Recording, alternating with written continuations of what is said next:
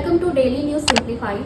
Here we take important articles from The Hindu and curate it as per the demand of UPSC Civil Services Examination. The topics for today's discussion are mentioned over your screen. So let's begin our session. Here is a question for weekly answer writing practice. Discuss the significance and functioning of local self-government under the imperial Cholas during the medieval period in South India. Now you have to answer this question in about 150 words and submit your answers on the eLearn portal in order to get it evaluated by the dedicated teams of evaluators in Rao's IAS. Details of this topic have been provided on the Compass website of Rao's IAS, dated 17th May 2023. The first topic for today's discussion is based on this article which appeared on the page number 8 of The Hindu. So the context of this news article is that recently World Meteorological Organization WMO has released an update regarding the temperature trends for the next 5 years. And as per this report, the global temperatures are likely to surge to a record level in the next 5 years. That is, the annual mean global near surface temperature for each these year is likely to be 1.1 degrees Celsius to 1.8 degrees Celsius higher than the average temperatures between the time period 1850 to 1900. And this temperature surge is fueled by the rising greenhouse gases emission and also due to the El Nino event during this period. And as we can infer that because of this climate change, there will be rise in the advent of disasters. So it is an imperative for India to invest in infrastructure to boost its defense against these disasters. So this emphasizes the need for disaster resilience infrastructure.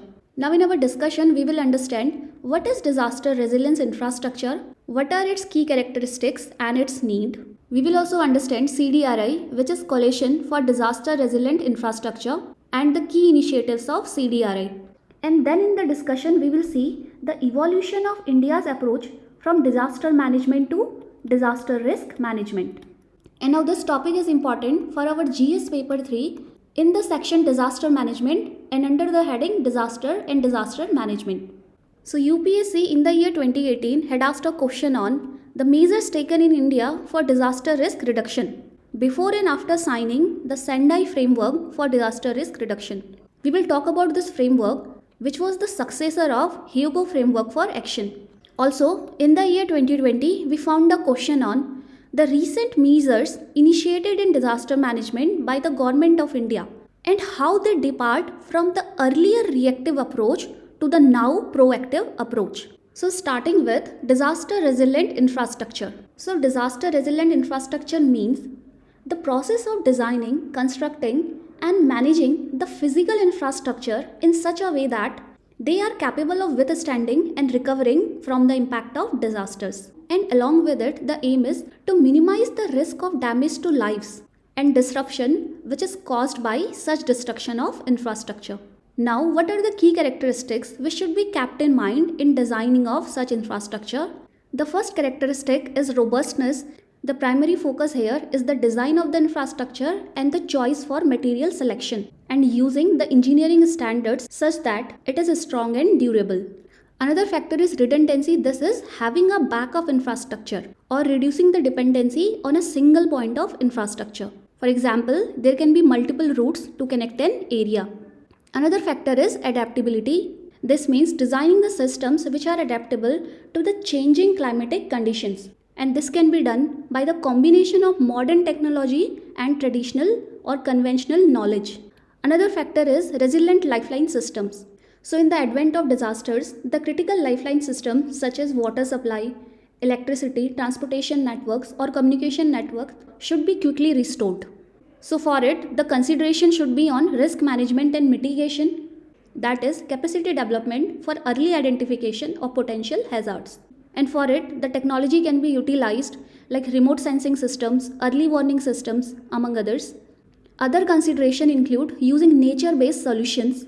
For example, the green spaces, wetlands, natural draining system, they can act as shock absorber in the advent of disasters. And also, the key consideration of developing resilient infrastructure is community participation. That is, the participation in community in building the design of the infrastructure such that the infrastructure which is being created suits the local, regional, and climatic needs. And now let us understand what is the need for climate and disaster resilient infrastructure. Recently, in April 2023, the Prime Minister of India, at the 5th International Conference on Disaster Resilient Infrastructure, which is an annual conference of CDRI, emphasized on the fact that the impact of disasters is not local. This is due to the increased interconnectivity of the world. Disaster occurring at a local place can have repercussions in their neighborhood and also globally at times. And due to the climate change, such disasters are inevitable now. And to minimize their impact, there should be an integrated response to disasters.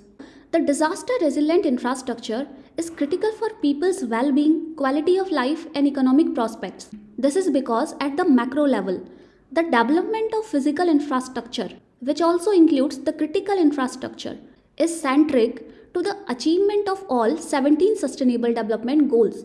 So, for the achievement of these development goals, we need efficient critical infrastructure and which should be climate and disaster resilient.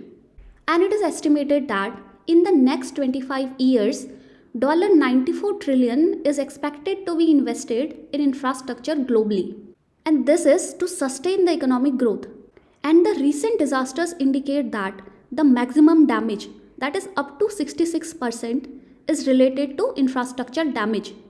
And when such huge amount globally is going to be invested in the creation of infrastructure, it is better that such infrastructure should be climate and disaster resilient to minimize this potential loss. So this indicates why we need climate and disaster resilient infrastructure. Now let us see some global initiatives in this regard.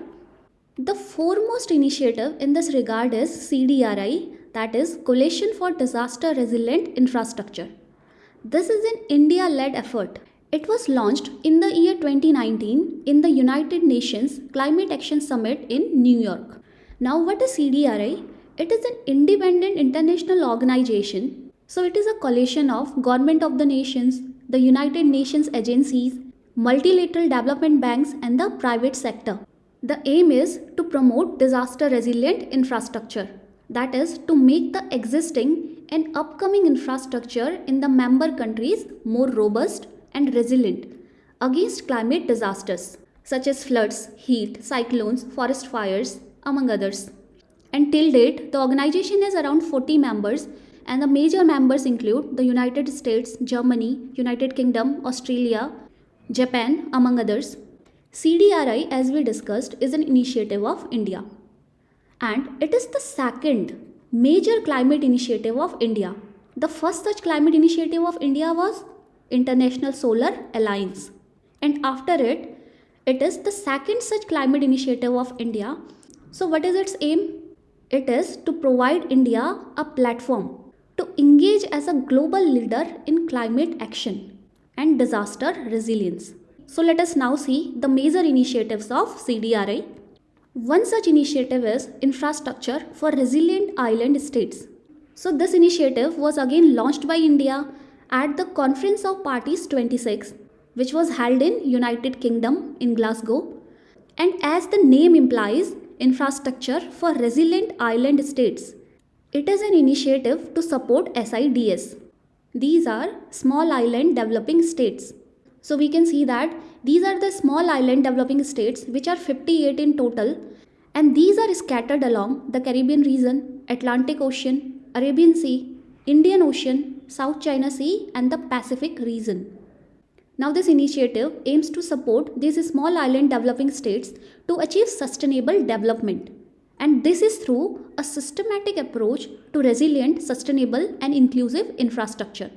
That is sustainable development through resilient infrastructure. And to achieve that, these states will be given funds, technical support, knowledge, capacity building and training. The initiative will be implemented from 2022 to 2030. Now let us quickly see what is the need for this initiative. As these are the islands' risk, they face the highest risk from climate change and associated extreme weather occurrences or disasters. Also, this region has limited economic growth because of development limitations such as remoteness from global markets, poor connectivity, labor standards, among others. So under the technological support, So under the technological support, ISRO will provide them satellite data and timely information about upcoming cyclones, coral reef monitoring, coastline monitoring, among others. And another such initiative from CDRI is Infrastructure Resilience Accelerator Fund. This is a recent initiative which has been launched in November 2022 in the Conference of Parties 27, which was held in Egypt. Now this is a multi-donor trust fund which has been set by CDRI in assistance from United Nations Development Programme and United Nations Office for Disaster Risk Reduction. And for the creation of this fund, over $50 million of financial commitment has been announced for the initial duration of 5 years. And this fund will assist to create disaster resilient infrastructure system, especially in developing countries along with SIDS. Now let us see another dimension of our topic, which is the evolution of India's approach from disaster management to disaster risk management. This means that India's approach, which was earlier focused on disaster management, has now evolved to disaster risk management. So let us first understand what is the difference between disaster management and disaster risk management. So what is disaster management? It is a reactive approach.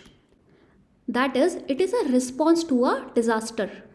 So it is a response to a disaster, that is all the relief operations which occur after the advent of disasters come under the purview of disaster management. So we can say this is a short-term approach. And now what is disaster risk management? Disaster risk management is a proactive approach. So it comprises all the activities which occur before a disaster, during a disaster and after a disaster. So this includes disaster risk assessment, preparedness for a disaster and capacity building. So this is a long-term approach. Hence, disaster risk management is the integration of disaster risk reduction plus disaster management. Now let us see the evolution of India's approach. NDMA, which is National Disaster Management Authority, was formed in the year 2005 after the enactment of Disaster Management Act 2005. So this is the apex body in India which is responsible for the policy formation, coordination and implementation of disaster management efforts. So after the formation of NDMA, it has acted as a catalyst for disaster risk reduction, and it oversees the planning of disaster management at the national level. And for the state level, India has a State Disaster Management Authority. Now under this act, the National Disaster Response Force was created. So this specialized force is dedicated to disaster response, rescue and relief operations.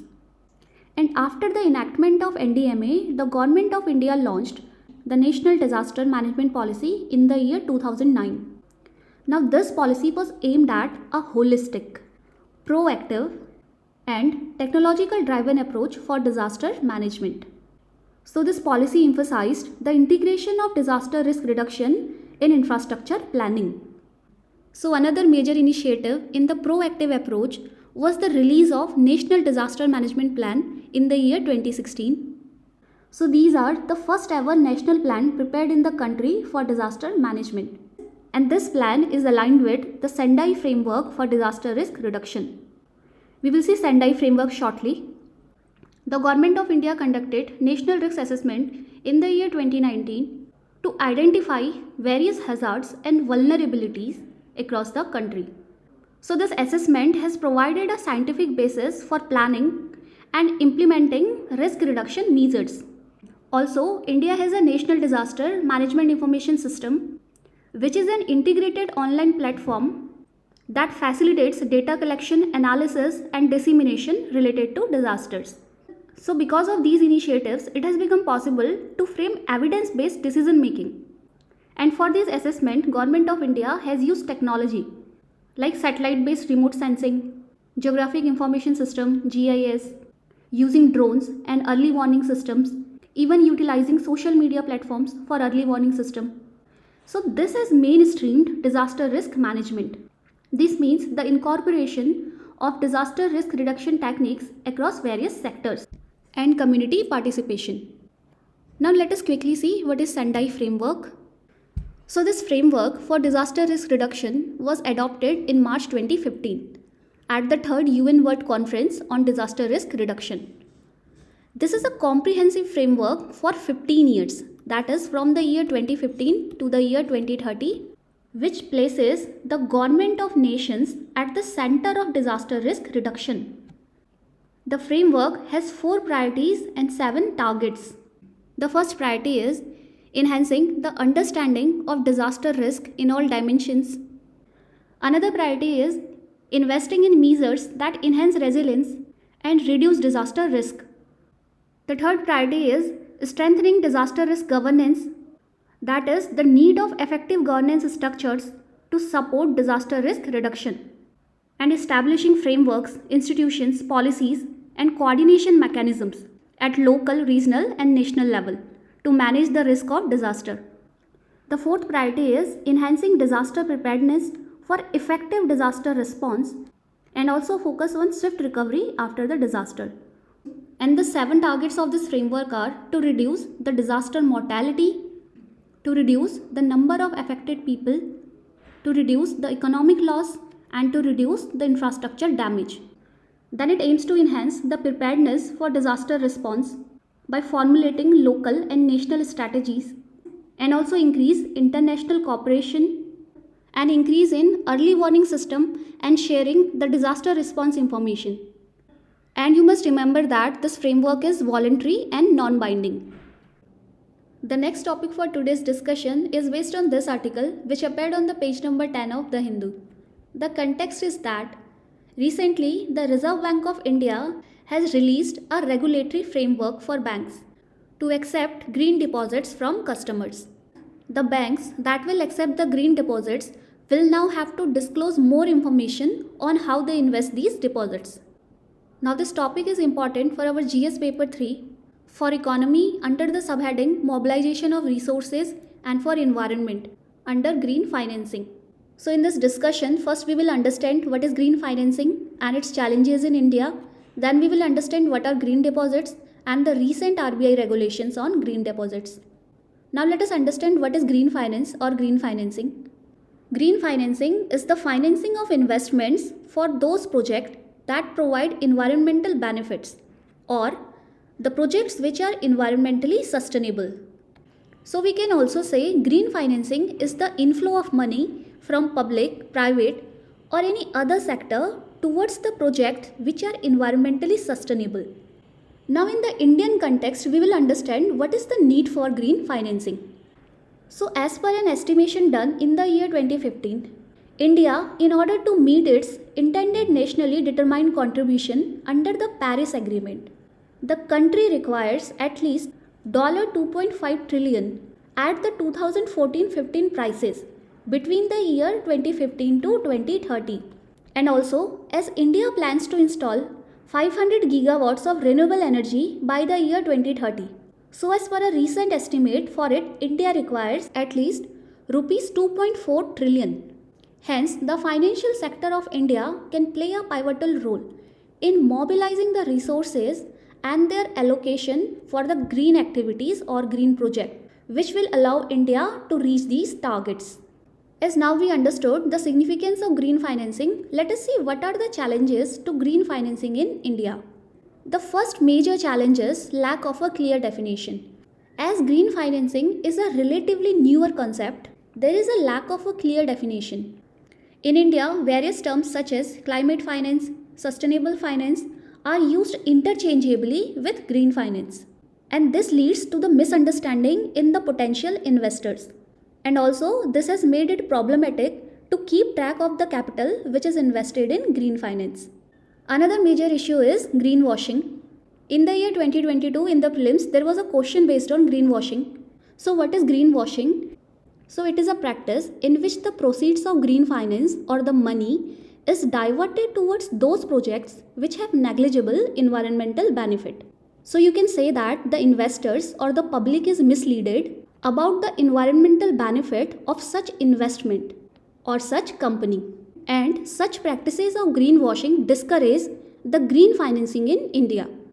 The next challenge is failure to internalize externalities. Let us understand by an example. For example, let us say there is an automobile plant A. By the construction of this automobile plant, there are some negative externalities in the process, such as pollution and the damage to the environment. But the investment goes to this plant because we are only focused on immediate gains or our return on investment. And we are not focused on the negative externalities or the damage to the environment this plant is causing. Now, on the other hand, let us consider we have a large scale waste management project. So this project does not give immediate returns but has a larger return on investment and it has positive externalities. But for the sake of immediate gains, there is a larger focus on project 1 and lesser focus on project 2. And hence this narrow focus deters the flow of green financing to such projects. Another major challenge is maturity mismatches. As already discussed, green financing projects require long-term financing. And so in the initial years, they have low rate of returns. And hence there is a mismatch between the short-term investments for immediate profit and the long-term investment in the green projects. And finally, there is an information asymmetry. Currently, there is a lack of information on commercial viability of green technologies and the policies on green investment are uncertain. So, this has resulted in risk aversion by the potential investors. Now, let us see what are the instruments of green financing in India. The first such instrument is sovereign green bonds. Sovereign green bonds are the fixed interest financial instruments that are issued by any sovereign entity, intergovernmental organization or corporation. And as the name suggests, these are green bonds. That is, the proceeds of these bonds are only used for environmentally conscious or climate resilient projects. And recently, the Reserve Bank of India has auctioned rupees 8,000 crores worth of sovereign green bonds. And one important fact about sovereign green bonds is that they are specified securities under the fully accessible route, or there is a no cap on foreign investment in these bonds. Now let's talk about green deposits. So green deposits, as the name signifies, it is a deposit for investors who are looking to invest their surplus cash in environmentally friendly projects. And this would be a fixed term deposit. So these deposits are not very different from the regular deposits accepted by banks. The only difference is that the money under the green deposits will be earmarked or reserved for the environmental friendly projects. Now, as in the news article, we saw that RBI has recently proposed a framework for green deposits in India. Now, what is the purpose of this framework? The purpose is to encourage the banks to offer green deposits to customers, to protect the interest of depositors, to aid the customers to achieve their sustainability agenda, to address the greenwashing concerns, and to help increase the flow of credit to the green activities or projects. Now, in order to achieve this agenda, there are the key guidelines which are issued by RBI. Now, first of all, these guidelines will be applicable to the scheduled commercial banks, and it won't be applicable to the payment banks and rural banks. And apart from the scheduled commercial banks, these guidelines are also applicable to the non-banking financial companies and housing finance companies. So the bank can issue these deposits as cumulative or non-cumulative deposits. And the deposits shall be denominated in Indian rupees only. So these are the list of sectors which are eligible to receive green deposits.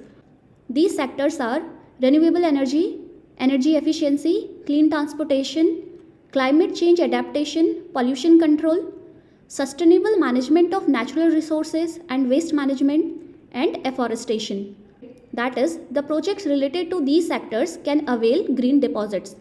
But the banks are not allowed to invest in the business projects involving fossil fuels, nuclear power, tobacco, gambling, palm oil, and hydropower generation. And the guidelines say that it is the responsibility of the banks to ensure that the funds raised through green deposits are allocated to the eligible green activities. And also there is a provision of third-party verification.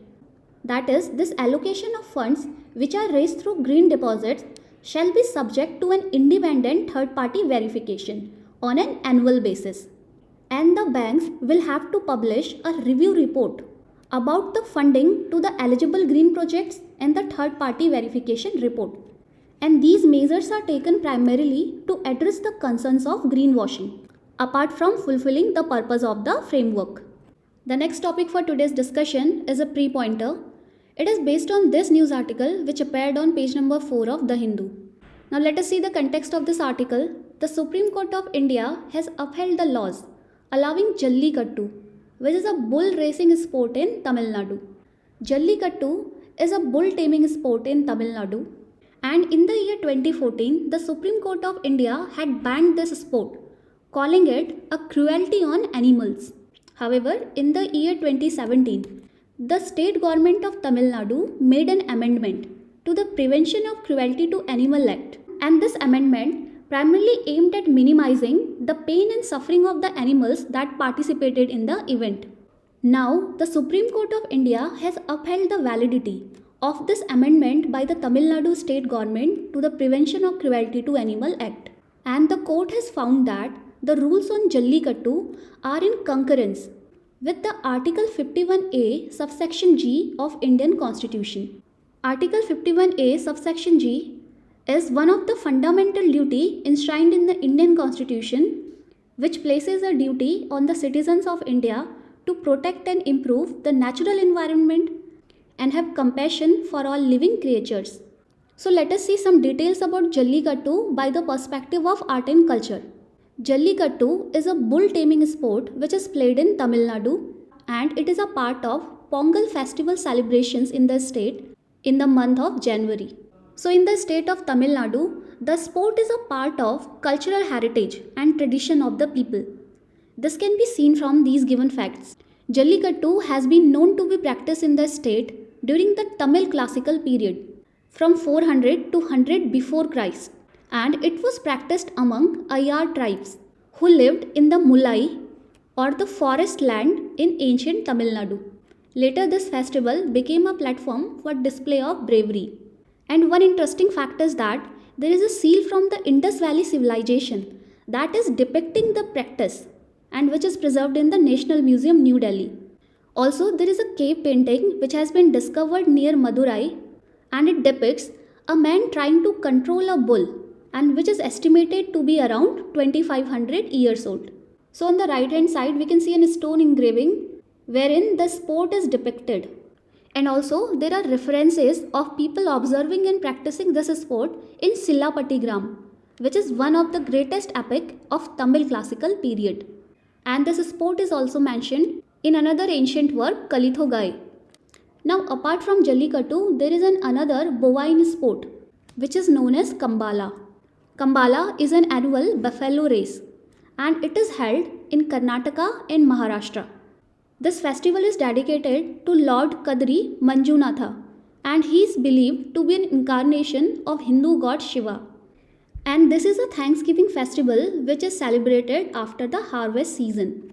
Traditionally, the festival was sponsored by local Tuluva landlords in the Tulunadu region. It is a region in Dakshin Kannada and Kasargod region of Kerala. And this festival starts with a traditional dance of Koraga communities, where they sing songs in the glory of their spirit god Nisha. The festival also showcases the influence of Nathapanth. Nathapanth is a sub-tradition of Shaivism. So this brings an end to today's session. Stay connected for more updates. Thank you.